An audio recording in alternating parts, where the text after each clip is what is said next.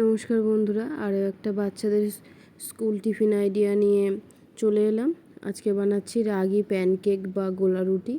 প্রথমে একটা পাত্রে আমি গাজর গ্রেট করে নিয়েছি, তারপর তাতে দিয়ে দিলাম এমনি আটা, আর তার সঙ্গে দিয়ে দিলাম হচ্ছে রাগি আটা। এটাকে জল দিয়ে সামান্য নুন দিয়ে ওটাকে একটা পাতলা ব্যাটার করে নিয়েছি, গোলা গুলে নিয়েছি। এবার কড়াইতে অল্প সামান্য সাদা তেল দিয়ে ওই গোলাটাকে আমি দিয়ে দিলাম, দিয়ে ছড়িয়ে দিলাম, দিয়ে ওটাকে আস্তে আস্তে হতে দেবো।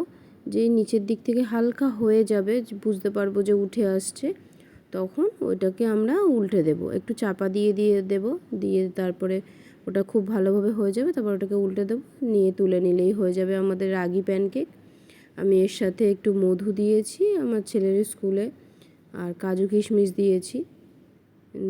এটা একটা মানে আমার ছেলে খুব ভালোই বাসে এটাকে খেতে।